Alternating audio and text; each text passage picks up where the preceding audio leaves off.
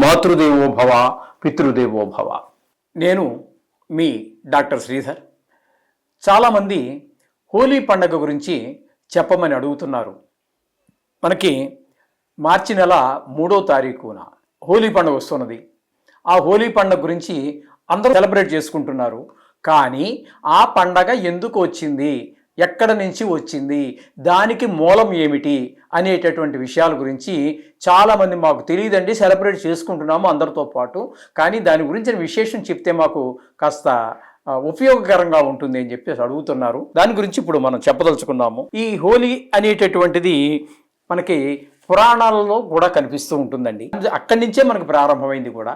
ఎందుకంటే దీనికి ఇక్కడ హిరణ్యకశిపుడు అనేటటువంటి ఒక రాక్షసుడు ఉండేవాడు. ఆయన కొడుకు ప్రహ్లాదుడు. ఈ కథ మీకు అందరికీ తెలిసే ఉంటుంది చాలా మందికి. ఈ హిరణ్యకశిపుడికి అహంకారం, వరగర్వం చేత మొత్తం మీద అష్టదిక్పాలకుల్ని, నవగ్రహాలని, ఇంద్రాది దేవతల్ని అందరినీ ఓడించేసి ఇక ఓడింపబడని వాడు ఎవడూ లేడు, ఒకరో ఇద్దరో తప్పితే అనేటటువంటి స్థితికి వచ్చేసిన సందర్భంలో అహంకారం ఎక్కువైపోయి ఎవ్వరు కూడా హరినామస్మరణ చేయడానికి వీలు లేదు.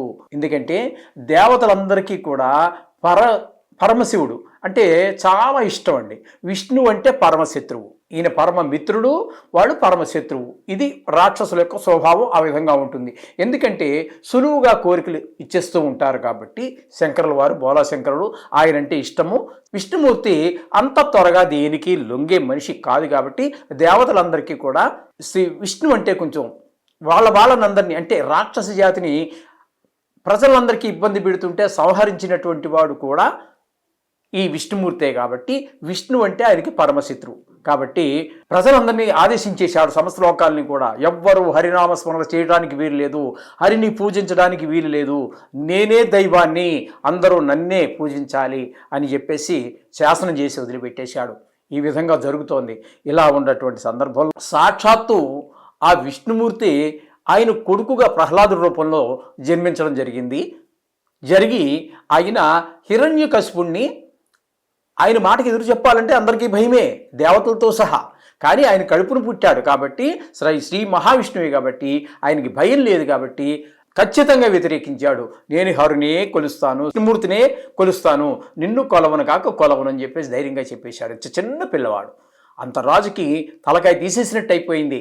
ఎన్నో ఇబ్బందులు పెట్టేశాడు, చంపేయడానికి అనేక రకాల ప్రయత్నాలు, ఎన్ని రకాల ప్రయత్నాలు అయితే ఉన్నాయో అన్ని ప్రయత్నాలు కూడా చేశాడు. ఆ ప్రహ్లాదుని, తన కొడుకుని చంపేయటానికి అన్ని ప్రయత్నాలు చేస్తే కూడా విషం తాగిస్తే లేదు, ఏనుగుల చేత తొక్కిస్తే లేదు, పర్వతాల మించి కిందకు తోపిస్తే లేదు, సముద్రంలో ఎన్ని చెయ్యాలో అన్ని చేసినా కూడా లేనటువంటి పరిస్థితిలో ఆయన ఏం చేశాడంటే, ఈ హిరణ్యకశిపుడికి ఒక చెల్లెలు ఉంది. ఆవిడి పేరు హోలిక. ఈ హోలిక అనేటువంటి ఆమెకి పిలిచి వీణ్ణి అంటే ఈ ప్రహ్లాదుణ్ణి అగ్నిలో దహించేయి అని చెప్పేసి ఆవిడికి ఆజ్ఞాపించాడు. ఆవిడికి ఎందుకు ఆజ్ఞాపించాలి? ఇప్పటి వరకు మావటి వాళ్ళకి అప్పచెప్పాడు, పావుని వాళ్ళకి అప్పచెప్పాడు, సముద్రంలో చూసా అనేక రకాలు ఎవరు చంపగలరో వాళ్ళందరికీ అప్పచెప్పాడు. కానీ ఈ ఒక్క ప్రక్రియ అంటే అగ్నిలో పడి చంపేయమని చెప్పేసి హోలికనే ఎందుకు ఆజ్ఞాపించాడు అన్నట్టయితే, ఈ హోలికకు ఒక వరం ఉంది. అగ్నిలో ఆమె చనిపోదు, అగ్ని ఏమీ చెయ్యజాలడు.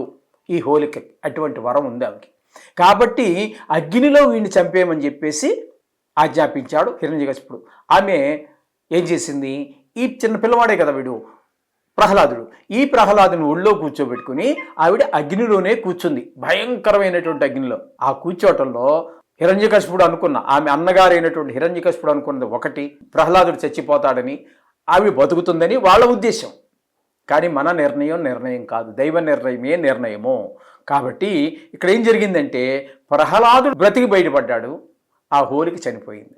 మరి వరం ఉంది కదా, ఆమె ఎలా చనిపోయింది అన్నట్టయితే అక్కడే చిన్న మెలిక ఉంటుంది. ఈ వరాలన్నీ కూడా అలాగే ఉంటాయి, ఎక్కడో చిన్న మెలిక ఉంటుంది, అది కనుక్కోవడానికి కొంచెం కష్టం. ఆమెకి ఒక్కదానికే ఆ ఛాన్స్, అవకాశం. ఈ పిల్లవాడిని అంటే ఎవరిని, ప్రహ్లాదుని ఒళ్ళో కూర్చోబెట్టుకున్న కారణంగా అది ఇద్దరికి పనిచేయదు కాబట్టి ఆమె అగ్నిలో దహనం అయిపోయింది. అర్థమవుతుందండి?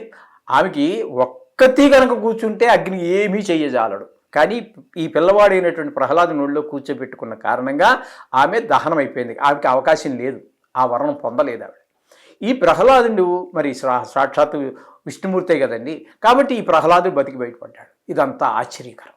ఇటువంటి సందర్భంలో వీళ్ళందరూ ఈ రాక్షసి కూడా చాలా భయంకరంగా అందరినీ బాధ పెడుతోంది. కాబట్టి ఆ సందర్భంగా ఆ హోలీ చనిపోయింది అనే హోలీకి ఆవిడ పేరు, ఆవిడ పేరు మీద ఈ ప్రారంభమైంది. అందరూ వసంతాలు అంటే రంగులు జల్లుకొని పండగ చేసుకున్నారు ఆ కాలంలో.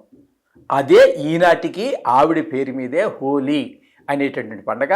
ఇది నా చిన్నప్పుడు ఉత్తరాది ప్రాంతం వాళ్ళు ఎక్కువ చేసుకునేవారు. ఈ దక్షిణాది ప్రాంతంలో ఎవరు దీన్ని చేసుకునేవారు కాదు. కాలక్రమేణా ఒక దగ్గర నుంచి ఒక దగ్గరికి అలా మారుతూ ముందుకు వెళుతూ వస్తుంది కదండి. అది మన దగ్గరికి వచ్చి ఇంచుమించుగా 15-20 సంవత్సరాల నుంచి 30 సంవత్సరాల నుంచో, మరి అది మనం కరెక్ట్గా డేట్లు అవి చెప్పలేవు, కానీ తర్వాత అక్కడి నుంచి మనకి ఇంపోర్ట్ అయినది. ఇప్పుడు ఏదైనా ఒక పని ప్రారంభించినప్పుడు దాని యొక్క ఉద్దేశం వేరుగా ఉంటుంది. పోగ కాలం గడిచే కొద్దీ అసలు దాని ఉద్దేశమే మారిపోతుంది. ఈ కథ ఎవ్వరికీ తెలియదు. ఇది ఒక దరిద్రం. ఏది తెలుసుకోవాలని తాపత్రయం లేదు ఎవరికీ. ఎవరన్నా చెప్పినా కూడా విందామని ఆలోచన లేదు. ఏంటో మరి ఈ జనాల యొక్క మెంటాలిటీ ఏంటో ఎవరికీ అర్థం కానిటువంటి పరిస్థితి. సరే, ఆ విధంగా ఈ రంగుల్లో ఇదొక కథ అయితే ఇంకొక కథ కూడా ఉందండి. అదేంటంటే శ్రీకృష్ణుడు గోపికలతోటి కలిసి వసంత నవరాత్రులు ప్రారంభం కాబట్టి ఆ వసంత జల్లుకుని అందరూ అది ఒక క్రీడగా అందరూ భావించారు. అది అందరి యొక్క మిత్రుల యొక్క కలయిక కానివ్వండి, ప్రేమికుల యొక్క కలయిక కానివ్వండి, ఈ విధంగా వీళ్ళందరూ కలిసి ఒక సెలబ్రేట్ అంటే ఒక పండగ చేసుకునేటటువంటి సందర్భంగా పుట్టిందని కూడా వేరే కథనాలు ఉన్నాయి. ఈ విధంగా మొత్తం మీద హోలీ అనేటటువంటిది మాత్రం ఆ హోలీకి పేరు మీద ఈ రోజుకి నడుస్తుంది. ఇప్పుడు ఈ రంగుల్లో రకరకాల కెమికల్స్, 1,000,000 మంది చచ్చిపోయినా ఎవరికి అక్కర్లేదండి భారతదేశంలో. వారు కోటీశ్వరుడు అయిపోవాలి. ఈ దౌర్భాగ్యం ప్రపంచంలో ఎక్కడా ఉండకపోవచ్చు. నేను అన్ని దేశాలను తిరిగిన వాడిని కాదు కాబట్టి. ఇక్కడ అందులో కెమికల్స్ కలిగేస్తున్నారు. ఈ హోలీ రోజున కళ్ళు పోగొట్టుకున్న వాళ్ళు ఎంతోమంది మనం పేపర్లు చదువుతూ ఉంటాం. ఎందుకంటే కెమికల్స్ ద్వారా ఈ విధంగా తర్వాత కోడిగుడ్లు కొట్టుకోవటం, అది నెత్తికి బావటం, నలుగురు కలిసి బలవంతంగా ఉండి పట్టుకోవటం, కోడిగుడ్లు 10 కోడిగుడ్లు ఇచ్చి అని కొట్టడం. ఏంటండి ఇది పండగ అంటారా? ఇది ఒక సెలబ్రేట్ చేసుకోవడం అంటారా? ఒక ఆనందం అంటారా? ఇది ఒక క్రీడ అంటారా? దీన్ని ఏమనాలి? అంత దౌర్భాగ్య స్థితిలోకి వచ్చేసింది ఈ రోజునే ఈ హోలీ పండగ.